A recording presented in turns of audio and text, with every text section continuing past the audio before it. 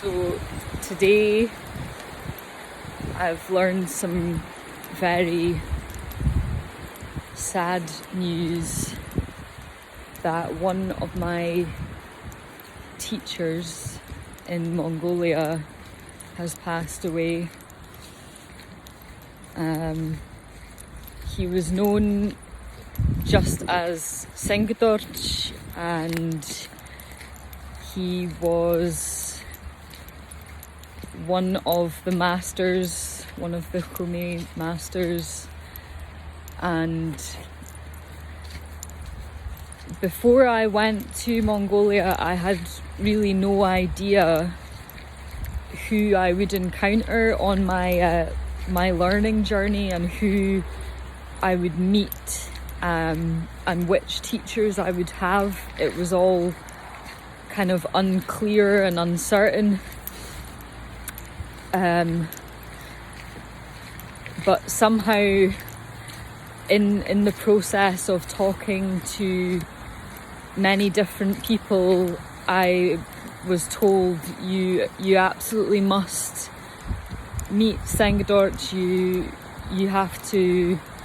take some teaching from him if you want to learn about Khmer, if you want to learn about throat singing. Then he is an amazing teacher and an amazing character and someone that you definitely need to connect with. So I excuse me. I took that advice, and it was settled that I would go to Hovd, which is in Western Mongolia, which is a very long bus ride, I think 14 hours bus ride from Ulaanbaatar, the capital city, and that I would travel there and combine it with some visits in other places local to there as well. So I had been to Chanmani, Sum before arriving, and I had spent some time there with another master, Serendava, and I had then travelled from there to Hovd, to the city, and then spent around 5 days learning and being in the company of Sэнгэdorj, who's a very, very busy teacher, with so many people interested to talk to him and to take lessons and time, and to hear him perform and to play, because he's so skillful. And I arrived there, and he had another student with him who they knew each other already, and so we began to share lessons over the course of that week, which was amazing because all of my lessons before that had just been one-to-one, and it was a really different experience to have someone else to learn with. And I really found those lessons to be so informative, and they were so different to any other instruction that I had. And the way that I teach voice, the way that I love to share that experience with people, is to really invite them into a space to play and to explore and to go into like unknown territory and to really go on a vocal journey. And I've never, until meeting Sэнгэdorj, I've never had a teacher that's held that space for me. So to try and summarise the impact that his lessons had on me is too difficult. Or to even to summarise the impact that meeting him had. And it's, yeah, like sometimes your reputation precedes you, or you hear about someone through the grapevine, or it happens to be someone who has had many accolades for the work that they've shared and the impact that they leave. But I think with this teacher, there is no way to communicate like the immense character he was and the immense generosity of spirit. And he was not only a teacher of oral tradition, but he was a teacher of performance. He was a teacher of storytelling. He was a spiritual teacher. So all of these skills combined, and within the character of somebody that was so like generous and really humble, like to be in the presence of someone like that is just being around them. You learn so much and you absorb so much. And I think it's only when you have to reflect on a situation like that, with the knowledge that you were so fortunate to even have had a short amount of time to share in someone's way of life. And so we were there within the capacity of being, students, and that kind of boundary of relationship was there. But then we also were fortunate to they had existing connections with someone who I can now call a beautiful friend who stayed locally, and we had also a social dynamic and an opportunity to share, kind of to feast together and to celebrate together and to live together for a short amount of time and exchange with each other. And I have so many really, really fond memories of what was in essence a really short time but a very intense one. And I'm so grateful for that. And I actually can go back to recordings of the week that I was there, and there was at one point we were trying to explore certain qualities of vocalization, and I was really struggling. It was bringing up a lot of emotional stuff for me, and I was kind of trying to deal with some trauma around voice, and I kind of felt blocked, and I was having a really difficult time for a couple of days just with my own kind of internal battles. And I was trying to explain this in a way that was like, okay, I feel a bit stuck, but I really want to move forward, but I also feel a bit scared about my voice being really vulnerable and about using the voice in a way that's gonna like open me up again to some trauma. And he totally understood. He just got it, and he didn't put any pressure on me or make me feel like I had to push myself, but like he held a really good space where actually I felt I stepped up, kind of thing, and I broke through a barrier that I had, and he spoke about breaking the voice, which sounded terrifying to me, and until I went away into my own space and actually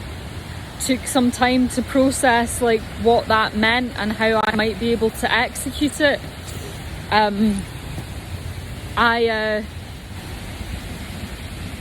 I didn't know what he meant until I actually found like the breaking point within my own voice. And so I think of like all the teachers that I had when I was away, and each one of them gave me something different, and each one of them offered me something that was like a crucial part of the puzzle, and something that would help me come to a more like full understanding of voice. But the time that I spent there was really like something clicked that hadn't yet clicked, and he helped me get there. So I feel like really sad really sad that he's gone. And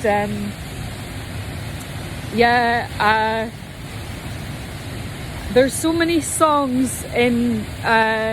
Mongolia that are about the buoyant Gol, like the buoyant river, and they're all like these beautiful airs and melodies that just like float off into the ether. And until we were actually camped right beside the river where they were settled for the summer months, I just didn't get it until I tuned in to the river and heard it singing. And like he really helped me find that lilting quality of sound, and that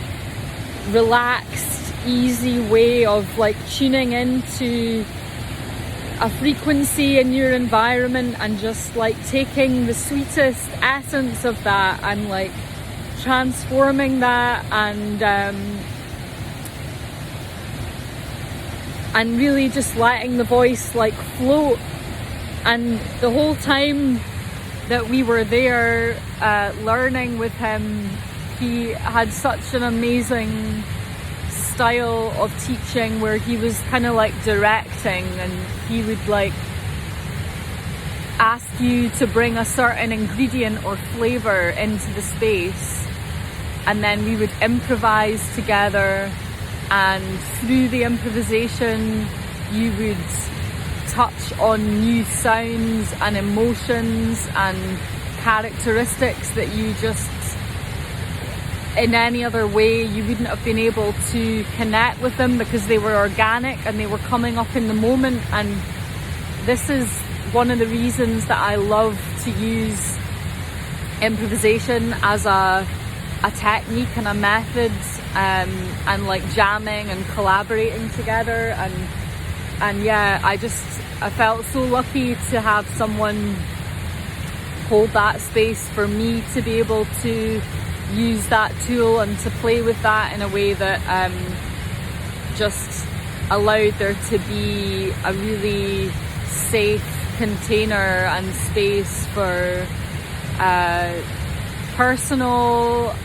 and spiritual exploration through sound.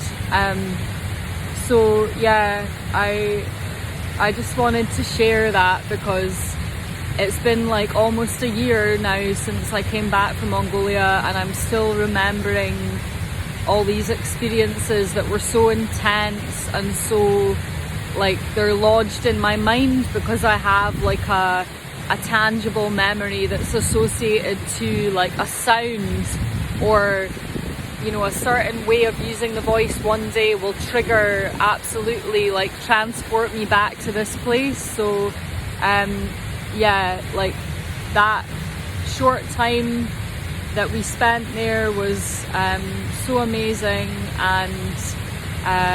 also the whole extended family, really beautiful people, so blessed to have met everyone. And yeah,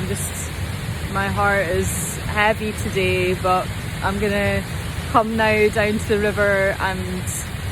find a song, find some sound, just to kind of honour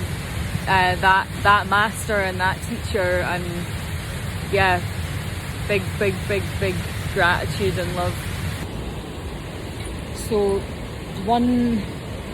really important aspect of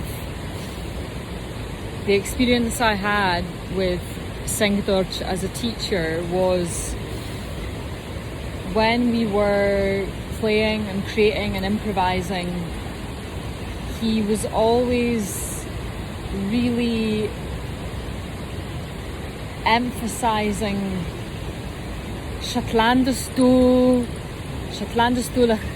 like sing Scottish, bring your Scottish frequency, bring your roots, bring your sound, bring your own ancestry and frequency into vocal exploration. So he understood what I was trying to do in terms of expanding my awareness and understanding of the voice as an instrument, and doing that through engaging with a completely different language and way of making sound. But he really kept that like lucidity and that thread going of like, you know, utilize this in a way that implants into the way that you already think about and know with regards to voice. And from the perspective of Scotland and our oral history and tradition that is still intact with very fine threads, that was something really important to like hold on to, because so much of our oral tradition and our transmission has been lost and been damaged due to cultural genocide. And we had conversations about that where you know, it's very difficult when you're somewhere else and you're sharing a cultural exchange and you're trying to explain like, oh yeah, we have a flavour of that, or at least we did, but we don't really so much now. So he really created like a platform to explore like a fragmented conceptualization of like, what is the Scottish voice and how does that fit into it. And like, he absolutely understood frequency, and he absolutely understood that that Celtic sound of like lilting, climbing melody with range and with like regards to pitch and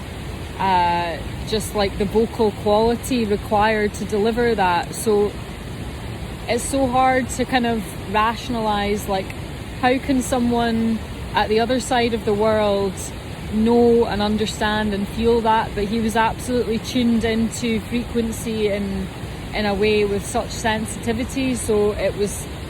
absolutely such a pleasure to be present and in his transmission. And I have some really beautiful recordings of our shared improvisations, and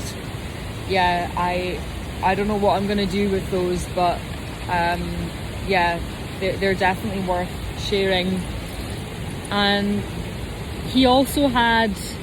a harp like in this style, which is different to other ones like the Moor Chang that I have, but he played one of these, and he made it really sing very sweetly. So now this is my like connection to him in terms of journeying with some sound and some instrument.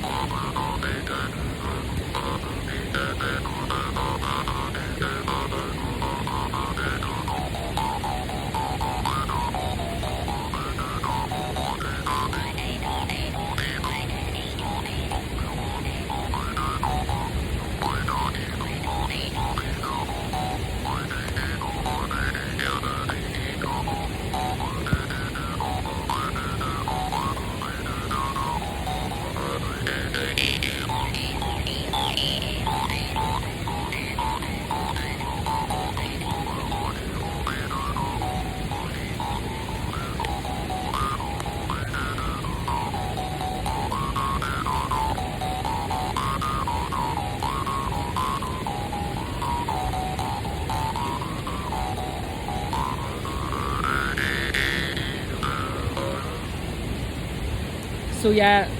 as soon as I got back from Hovd, I bought one of these, and I also bought another one in the other style of jaw harp, the Moor Chang. And so I credit my jaw harp explorations very much to him. He made the idea of exploring, you know, an instrument that you, or a tool that you don't know, rather than it being like scary and mysterious, he made it sort of feel exciting and fun, and that, you know, at the end of the day it's all just play and intention and what you want to communicate. So yeah,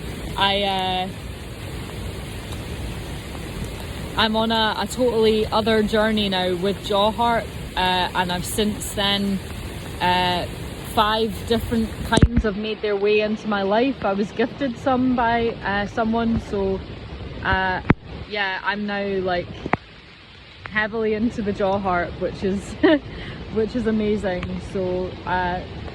Nashi Peshla Sэнгэdorj for that also. I'm currently hiding from the rain, but I want to be outside in the elements, and I just really want to open up a moment or two to just channel and bring through some frequencies that are directly inspired by and transmitted by this amazing teacher. So I would never claim to a style of throat singing as, or even call myself, you know, like a homage, because it just, that title is so that is a title that you receive with honor, and it's not something that can be, I can't fly that flag, but I am a good student, and I tried my absolute best to take as much of the transmission as I could, and I just hope that what I've learned in some way still gives voice to a way of vocalization that is like fast diminishing, and obviously that's like specific to Mongolian culture, but like all over the world, culture through voice is diminishing, and it's really concerning, and we are losing wisdom keepers and storytellers and people that have like a really strong rooted connection to the earth and you know, the divinity of wild places as they're being destroyed. So I just I'm like, I want to make some sound with intention of like a nod to that amazing teacher, an amazing human being, and yeah, like whenever I try to remember about the technique or way of making sound as he transmitted, it was so connected to that physical place, and I so have to think of the bouillante and that surrounding area and the landscape there, and just tune into that and tap into that to evoke this amazing quality of sound. So yeah.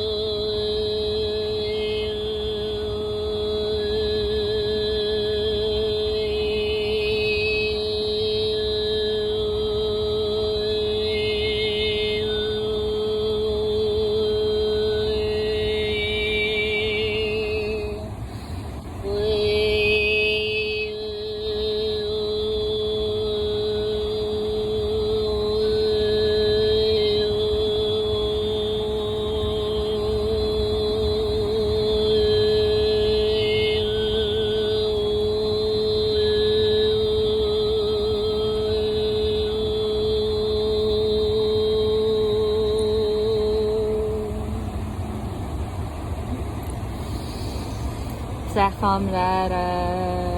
Sэнгэdorj, Bash. Bye Bash.